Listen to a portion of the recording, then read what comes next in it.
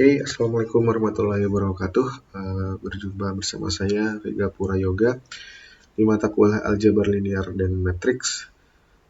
Tentunya di pertemuan pertama kita akan belajar terkait dengan pengantar aljabar linear dan matriks ya.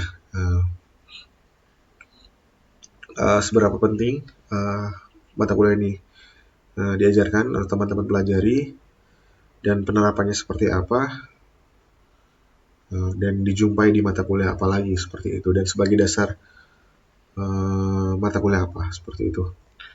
Oke, ini akan saya sajikan suatu studi kasus, rekomendasi film. Teman-teman mungkin punya akun Netflix atau sering nonton film di bioskop, dan kalau punya akun Netflix bisa nontonnya di rumah ya, seperti itu. Di sini ada pengguna atau mungkin yang suka nonton, itu Andi, Budi, Citra, Denny, ada 4 orang, dan setiap orang ini menilai 5 film ya. Film A, film B, film C, film D, film E. Ini sampilan seperti halnya tabel gitu. Pertanyaannya, bagaimana sistem dapat memprediksi film yang kemungkinan disukai oleh Andi? Misalnya si Andi itu kan tidak semua menilai nih, ada tanda tanya di sini. Menilai film C itu berapa, kira-kira film E berapa, Budi menilai film D berapa, Citra menilai film B berapa, Denny menilai film C berapa gitu. Keterangannya seperti apa? 5 sangat suka, berarti ya semakin tinggi berarti menyukai film itu, semakin ke sini semakin ke angka 1 berarti tidak suka gitu. Tanda tanya itu belum ditonton gitu kan. Jadi saya sudah nonton film A, film B, film D, tapi film C ya, Andi lah ya, film C dan film E nggak nonton gitu kan, seperti itu. Kira-kira saya menilai film C itu, atau Andi menilai film C dan E itu ngasih ratingnya berapa gitu. Nah, ini contohnya. Apakah nanti saya mencontek saya sama dengan Andi gitu kan, ngasihnya 5, atau sama dengan Citra gitu kan, 4 gitu kan untuk film C, atau Andi itu mengikuti Budi, atau mengikuti Citra, atau mengikuti Denny dalam film E, seperti itu. Nah, itu ya rekomendasi film. Nah, ini bagaimana caranya gitu kan, tadi ya kita melihat tabel atau melihat preferensi atau melihat penilaian 4 orang ini. Jadi 4 orang menilai 5 film itu, ratingnya ya, penyajiannya itu adalah dalam bentuk representasi data. Representasi yang data yang disajikan itu seperti tabel. Nah, tabel itu kita urut kembali gitu. Tabel itu bentuknya matriks, karena ada hubungan ya dari baris dan kolomnya. Di representasi data dalam hal ini, representasi rating seorang pada suatu film atau pada berbagai macam film itu dalam bentuk matriks. Bagaimanakah caranya? Ya, kita bisa mengukurnya atau bisa menghitungnya dengan mengukur kemiripan antar pengguna atau antar film gitu. Misalnya film A dan film C itu karakternya sama dengan film A ya dan film C itu karakternya mirip lah, hampir mirip. Itu dalam si Andi. Kemungkinan itu si Andi akan tidak jauh menilainya itu kan dengan film A, seperti itu. Lalu misalnya film E itu mirip dengan film D. Misalnya kategori filmnya horor gitu kan. Nah, film D horor, film E juga horor. Nah kemungkinan Andi juga tidak akan suka film itu. Dan itu ya fungsinya. Jadi dia akan mengukur kemiripan filmnya, gitu kan. Ini tentang apa, terus juga topiknya apa, terus pemerannya siapa dan lain-lain itu akan diukur. Jadi fitur-fitur yang ada di film atau fitur-fitur seseorang kita bisa lihat filmnya dulu deh. Nanti baru kebiasaan orang yang beli seperti apa. Itu berdasarkan preferensi pengguna atau berdasarkan apa karakteristik film itu bisa dilihat. Jadi mau kemiripan antar pengguna atau antar film itu bisa dilakukan. Sehingga kita bisa menilai bahwa memprediksi bahwa nilai film C untuk si Andi berapa, nih film E-nya berapa gitu kan. Begitu juga dengan Budi gitu kan. Di sini Budi cenderung tidak suka pada film B. Barangkali film B dan film D itu mirip gitu. Atau kalau misalnya bertolak belakang. Misalnya film D itu malah justru dengan film C miripnya kayak gitu. Maka si Budi akan menilai yang lebih bagus gitu kan atau mendekati film C seperti itu. Mengisi nilai yang belum diketahui yaitu prediksi rating ya, cara-caranya itu di banyak nanti tekniknya dan lain-lain, tapi sebelum ke sana mengisi fill dan lain-lain, memprediksi nilai dan lain-lain, dasarnya adalah apa? Dasarnya adalah matriks seperti itu. Jadi sebenarnya matriks itu sangat penting. Nanti di deep learning nih, di mata kuliah apapun atau di penerapan tugas apapun itu akan digunakan. Karena representasi data itu jelas-jelas adalah matriks seperti itu. Nah, ini prediksi untuk Andi ya bisa mungkin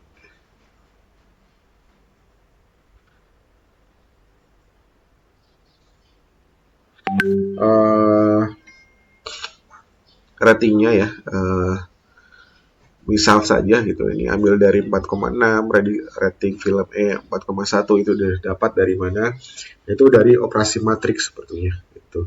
Tapi di sini hanya sampel aja nilainya dalam 4,6 dan 4,1 seperti itu. Oke, lanjut ya. Perlu tidaknya tadi sebenarnya sudah di-spill pada slide sebelumnya bahwa sebenarnya akan perlu gitu penerapannya seperti apa nanti di deep learning dan lain-lain. Tapi kita akan coba lebih banyak lagi perumpamaannya. Jadi mengapa belajar aljabar linear itu penting? Ya, aljabar linear adalah bahasa matematika, guys. Ya, menjadi fondasi banyak teknologi modern. Ya, fondasi ya. Ketika kita ingin melangkah gitu kan, kita ingin naik gedung yang tinggi, maka kita harus langkahi dulu fondasinya atau kita harus berjalan dulu di lantai paling dasar dan baru kita naik ke lantai yang paling atas seperti itu. Di sini aljabar linear dan matriks bisa diarahkan kemana atau bisa diterapkan ke berbagai macam bidang. Yang pertama adalah artificial intelligence. Jadi algoritma AI bekerja dengan representasi vektor dan matriks tentu itu generalnya seperti itu. Lalu di artificial intelligence itu ada bagian yang lainnya yang kita kenal dengan machine learning gitu ya. Dan di mata kuliah deep learning juga saya sering mereview bahwa AI itu melahirkan machine learning, AI machine learning akan menciptakan deep learning ya, gitu kan seperti itu. Sampai dengan beberapa bidang yang lainnya. Model machine learning banyak menggunakan operasi matriks tentunya, ya, regresi, SVM dan lain-lain, clustering dan lain-lain. Tadi kita bisa melihat kemiripan antar pengguna atau kemiripan antar film itu dengan mengukur kedekatan antar sebuah objek gitu, antar seseorang, antar sebuah film dan lain-lain seperti itu. Deep learning neural network mengandalkan perkalian matriks pada setiap layernya gitu kan. Jadi operasi-operasinya tentu adalah berkaitan dengan matriks gitu kan.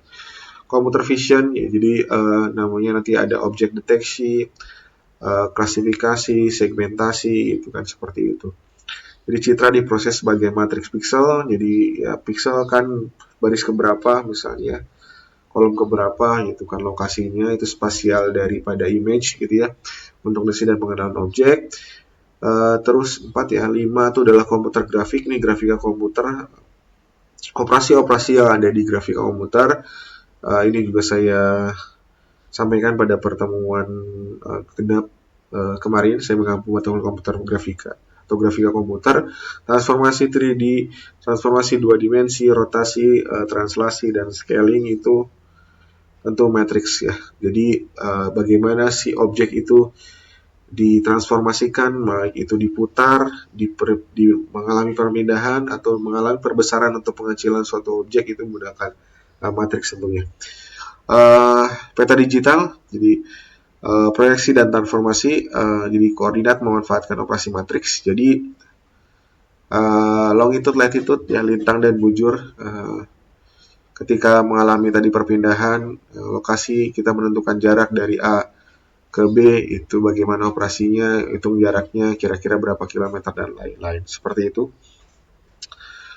6-7 image processing, jadi filter, kompresi gitu ya. Filter dan pengecilan pixel gitu kan, atau menjadi awalnya banyak pixel tapi dikurangi pixelnya gitu kan. Terus deteksi tepi, jadi untuk melihat suatu bentuk objek ya, segmentasi bekerja pada matriks pixel dan lain-lain. Itu pelajaran matriks. Walaupun nanti ketika sudah menerapkan beberapa teknik yang lebih mendalam atau lebih jauh gitu kan, kita tidak sadar bahwa kita menggunakan matriks, karena sebenarnya ya kita udah pelajari itu ketika dibedah ya sampai dengan dalam-dalamnya. Tentu operasi-operasinya adalah operasi matriks seperti itu. Data mining ya, analisis data berdimensi tinggi, kita mungkin banyak sekali field, penjualan, prediksi penjualan, apa-apa faktor yang mempengaruhi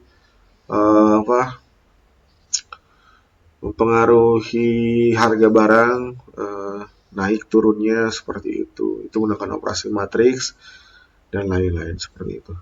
Recommendation system, ya sistem rekomendasi, misal film tadi ya, film, terus produk di Shopee, produk di Tokopedia, produk di marketplace lain-lainnya, itu menggunakan dekomposisi matriks ya. Jadi rating teman-teman yang dicatatkan itu akan mempengaruhi juga referensi film berikutnya gitu kan. Ini mungkin yang Anda suka juga kayak gitu seperti itu. Recommendation for you gitu kan. Jadi untuk teman-teman ketika nonton film A, ya mungkin kamu juga suka ini kayak gitu. Nah, itu berdasarkan apa yang kamu catatkan atau apa yang kamu pilih daripada film-film sebelumnya gitu. Foto tersusun atas matriks pixel tentunya ya. Ini semakin setiap foto digital adalah matriks, nilainya intensitas pixel ya. Semakin tinggi, jadi 0 misalnya range-nya ada 0 sampai 255, maka 255 itu mendekati putih, 0 itu adalah hitam gitu. Begitu ya. Ini foto tersusun atas matriks pixel. Google Map menggunakan transformasi koordinat ya, translasi dari titik situ ke titik yang lainnya berapa. Jadi PXY koordinat dipetakan dan diubah rotasi atas skala yang menggunakan operasi matriks tentunya ya. ChatGPT menggunakan operasi matriks dalam neural network. Jadi kita punya beberapa inputan atau vektor inputnya. Terus juga ada bobotnya daripada setiap fiturnya, perkaliannya dan lain hasilnya, sehingga merupakan informasi yang kita butuhkan di ChatGPT gitu kan. Perkalian dan penjumlahan matriks dari setiap layar untuk mengalihkan hasil prediksi dan jawaban. Kita bertanya, kemungkinan jawaban yang pas adalah seperti ini, gitu kan. Karena kalau misalnya ChatGPT nggak bisa memberikan jawaban yang paling tepat, kita nggak akan mungkin bertanya pada ChatGPT kayak gitu. Makanya operasi matriks untuk penyesuaian pertanyaan dan penyesuaian jawaban itu dicari ya dengan kalkulasi matriks seperti itu. Nah, pengantar aljabar linear dan matriks pada pertemuan kali ini sebenarnya membahas apa saja. Jadi harapannya teman-teman dapat menjelaskan peran aljabar linear dalam bidang informatika. Tadi sudah dicontohkan bahwa teman-teman bisa menerapkan ini untuk beberapa kondisi atau studi kasus tertentu. Menjelaskan konsep dasar skalar, vektor, dan matriks itu apa. Mengidentifikasi jenis-jenis matriks. Apa saja sih matriks itu. Lalu mencoba untuk merepresentasikan data ke dalam bentuk matriks gitu. Dan ini komponen penilaiannya kontrak perkuliahan. Jadi 5% kuis, 15% tugas, 30% UTS, 50% persennya project ya, di dalamnya ada partisipasi mahasiswa. Tentu dalam project teman-teman memiliki andil dalam mensukseskan project tersebut, sehingga setiap orang berperan aktif dalam kelompoknya. Seperti itu, tidak hanya mengandalkan bahwa seseorang, bahwa apa ya, anggota kelompok akan menuakan satu temannya untuk mengerjakan dari awal sampai akhir gitu kan, seperti itu. Jadi kontribusinya jelas bahwa tidak hanya kontribusi secara batiniah tapi lahiriah juga kayak gitu. Ini bicara representasi data, yaitu ada bilangan, vektor, matriks, dan tensor. Ini kita tensor tuh ingat dari apa, library daripada Python. Nanti kita coba jelaskan ya. Skalar atau bilangan ya adalah nilai tunggal yang atau besaran yang hanya memiliki besar ya, magnitudo dan lain-lain. Jadi suhu berapa, 28 derajat, berat 75 kg, jarak 15 kg, waktu 3 jam. Jadi representasi cuma angka bilangan aja satu, diwakili seperti itu. Analogi dunia nyata, satu nilai suhu pada termometer adalah sebuah skalar gitu ya. Sekarang mungkin di Tasik berapa derajat ini ya? Mana gak dia? Kedetek nih.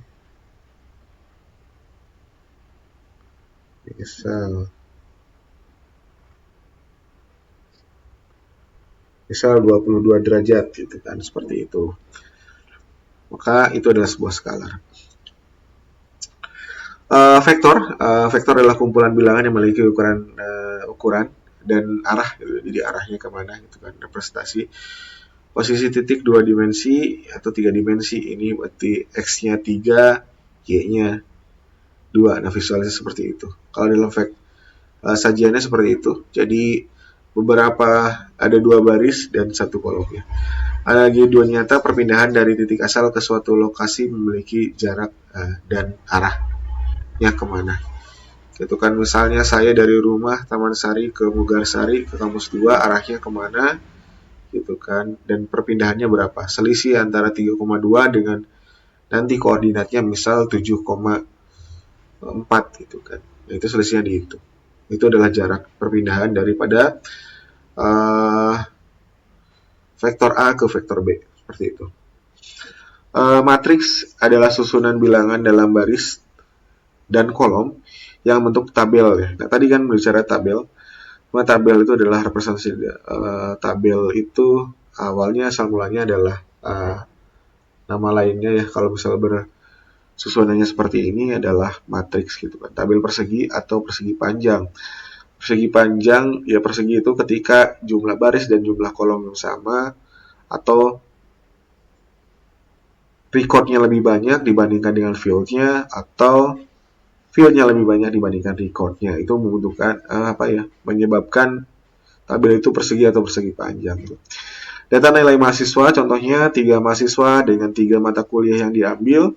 Ayu, Budi, Citra itu mengambil algoritma, basis data, dan statistika. Kalau direpresentasikan dalam matriks adalah seperti itu. 85, 78, 90. Jadi Ayu itu dapat 85, basis data 78, statistika 90. Gitu. Analogi dunia nyata seperti tabel pada lembar kerja, Excel, spreadsheet, dan lain-lain yang berisi data dalam baris dan kolom. Itu sudah sering kita gunakan. Seperti itu. Tensor ya, atau misalnya sekilas mungkin ya, ini bata bakunya ya, tapi kita seringnya adalah tensor. Generasi dari vektor dan matriks ke dimensi yang lebih tinggi, ini lebih dari 2 dimensi. 2 dimensi ya, kita katakan matriks lah ya, cukup karena tadi susunan bilangan dalam baris dan kolom gitu. Selain dari baris dan kolom ada dimensi lain gitu kan. Baris dan kolom hanya memiliki 2 dimensi, jadi grafik itu, misalnya ada koordinat x dan y, itu hanya x dan y saja gitu kan, dimensinya. Tapi sekarang ada 3 dimensi lebih, 3 sama dengan atau lebih besar dari 3 ya dimensinya. Misal tinggi, lebar, terus apa lagi, saluran warna dan lain-lain. Jadi tinggi, lebar, dan saluran. Ini di deep learning ini pasti akan muncul ya. Representasinya bentuknya seperti ini. Jadi T adalah tensor yang berisi IJK, parameternya ada I, J, dan K. Gitu. I IJK itu adalah elemen ya pada satu dimensi. Seperti tumpukan beberapa gambar dua dimensi yang membentuk data tiga dimensi. Yaitu ketika berlayar gitu kan. Resminya ketika satu layar aja itu kan cuma apa ya, saluran dan lebar aja, sedangkan tingginya nggak ada. Tapi ketika ditumpuk-tumpuk pasti menghasilkan satu dimensi lagi, yaitu tinggi, seperti itu. Itu contohnya. Ini ada jenis matriks. Jenis matriks ada berapa? Kalau di sini ada 10 matriks transpose, apakah ada lagi? Saya ngambil dari beberapa referensi, tapi yang bisa disajikan adalah 10. Jadi ada matriks baris, ya hanya memiliki satu baris, matriks kolom hanya memiliki satu kolom, matriks persegi tentu jumlah barisnya sama ya, M sama dengan N atau N kali N gitu. Jadi M misalnya baris, N itu adalah kolom, berarti jumlah atau besar dari M dan N itu sama. Matriks 0, matriks yang semua elemennya bernilai 0, jadi apapun bentuknya, apapun ukurannya, kalau misalnya isi 0 adalah matriks 0. Matriks identitas, matriks persegi ya, dengan elemen diagonal utama bernilai 1 dan elemen lainnya adalah 0 gitu. Jadi yang diagonal tuh yang miring ya. Dari 1 itu nilainya 1, 2, 1, 3, 1 gitu. Matriks diagonal, matriks yang berisi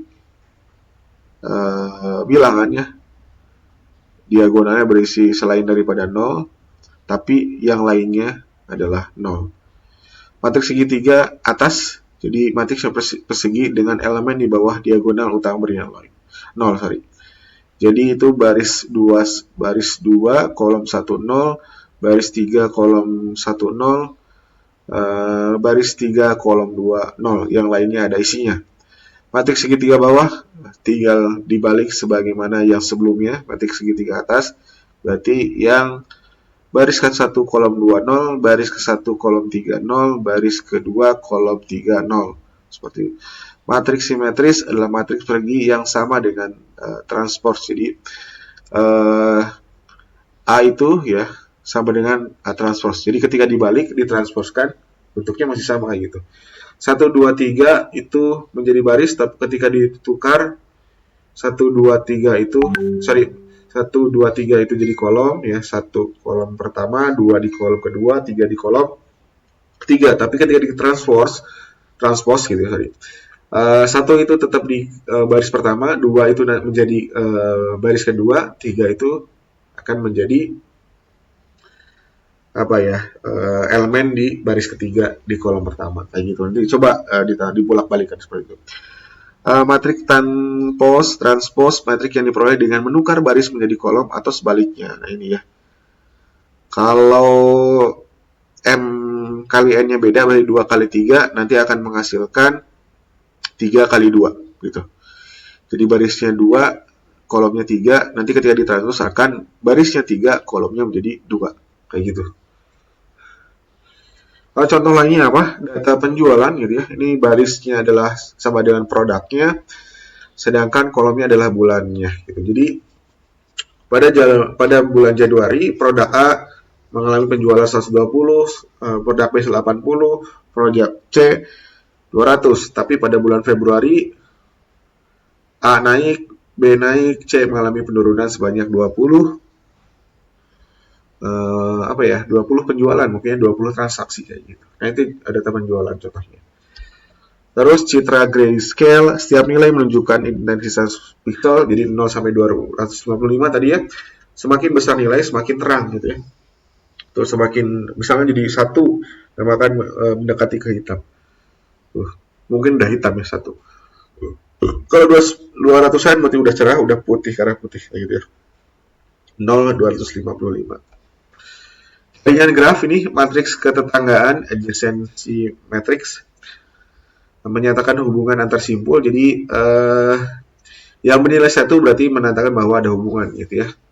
Jadi baris pertama tetangga 1 ya dengan tetangga 2 itu ada hubungan. Jadi nilainya 1 gitu. Tapi ini gambarnya tidak menandakan visualisasi yang benar sih.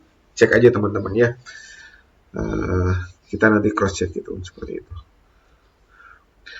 Oke, ini kesimpulan pada pertemuan pertama. Karena pengantar aja, teman-teman mendapatkan gambaran bahwa sebenarnya ini bisa diterapkan di mana aja sih, gitu. Jadi kita telah pelajari peran aljabar ini adalah bidang informatika. Sebenarnya bidang informatika bisa diterapkan ke semua bidang yang lainnya. Jadi banyak hal yang bisa diterapkan di informatika, gitu ya. Konsep dasar skalar, tadi seperti apa skalar, vektor seperti apa, matriks jenis-jenisnya seperti apa juga, representasi data dan contohnya tadi penjualan barang, terus grayscale dari citra, terus juga ada metrik ketetanggaan, itu kan hubungan ketetanggaan itu juga diatur di sini, gitu kan, seperti itu. Dan itu pertemuan sekarang. Terima kasih atas perhatiannya. Wassalamualaikum warahmatullahi wabarakatuh.